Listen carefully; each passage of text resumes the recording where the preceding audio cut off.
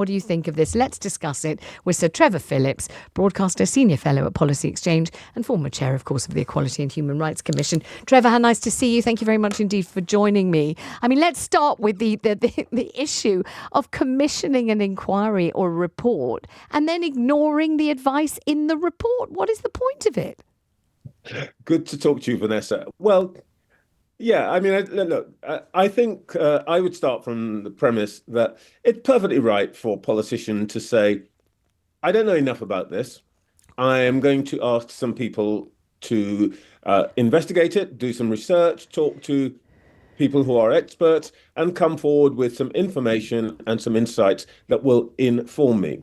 I think it is perfectly okay also for the politician then to say, I've looked at what you've given me, and I don't find it satisfactory. My daughters gave me a hoodie once with the legend on the front that says, this isn't exactly what I had in mind.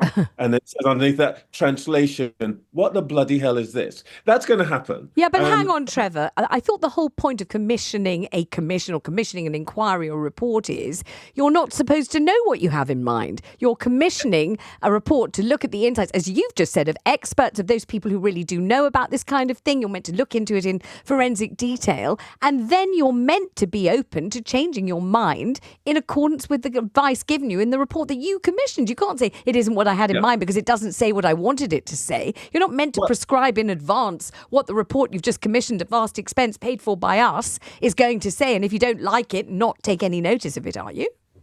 Well, of course you can. That's the point. That's why you get elected, to exercise judgment. And your judgment might say, I've got this stuff from all this information from experts, and it's really on the money. It's all factual. It really tells me all of the things that I might need to know about what is going on. However, my job is not just to do what the experts tell me, but it's to balance other factors. And in this particular case, it may be that what's in the report is correct. I don't think it is, by the way, but even if it were, look, the things that the experts don't consider is, what does this mean in practice? And what it does mean in practice, if you widen the scope of what you mean by extremism to the extent that's suggested in this report, as far as we know from the leaks, you would then have to employ a security and police service the size of the East German Stasi, which means basically pretty much everybody in the country, to make sure that you had it covered. So the politician has to say,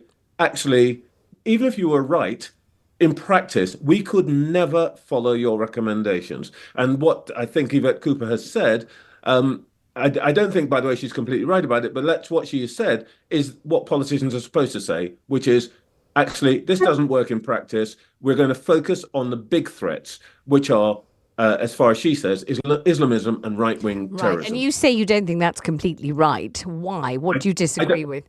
I don't think it's completely right, because if you listen to the security services, they will tell you that something like 75 to 80% of the caseload that they have to deal with. And by the way, let's bear in mind, we do not know about most of the terrorist plots and conspiracies that take place. That's why they do their job. He says the bosses of security services say that 75 to 80% are Islamist threats. The Prevent report the Prevent statistics that have come to light since the Southport killer case came into prominence shows us that actually until 5 or 6 years ago, Prevent was by far and away, Islamism, was by far and away the biggest threat.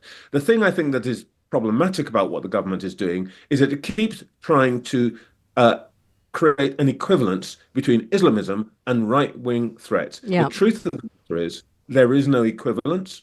There isn't equivalence in scale or type. And the problem with doing that is that what you end up doing is applying resources to a place where there isn't as much of a threat, and not enough resources to the place where you really need it, which is one of the reasons that people like Axel Rudakabana slip through the net.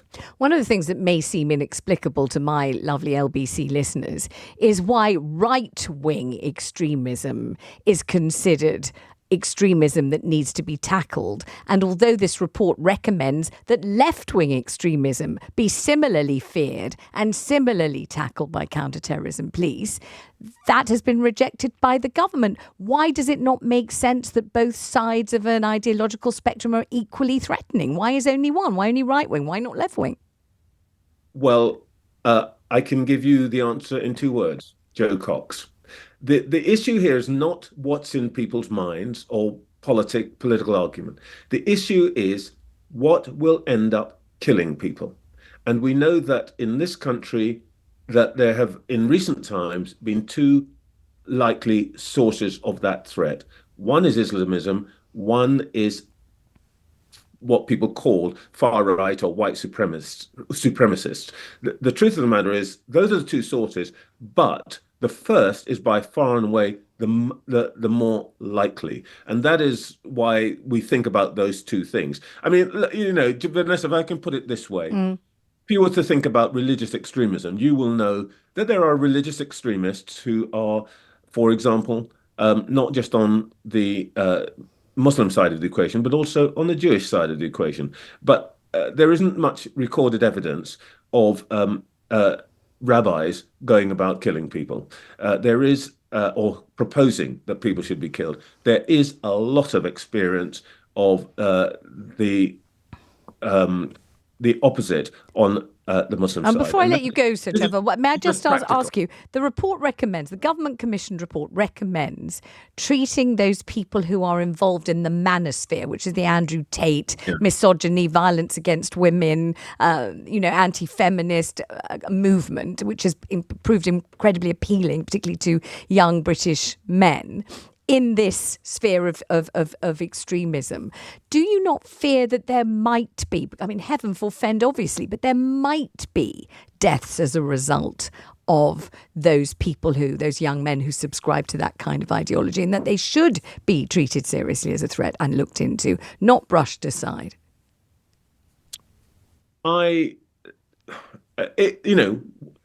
would be ridiculous to say that there is no threat there at all.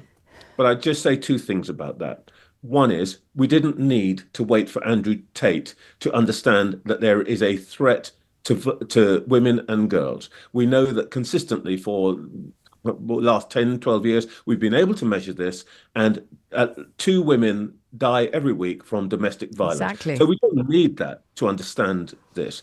And secondly, I don't think there is particular evidence that the sort of nonsense that you get from people like Andrew Tate is what leads to violence against women and girls. Whereas we do know in the other cases, Islamism and some far-right white supremacist violence, that it is to do with the ideology that is promoted by individuals. Sir Trevor Phillips, thank you very much indeed for joining me.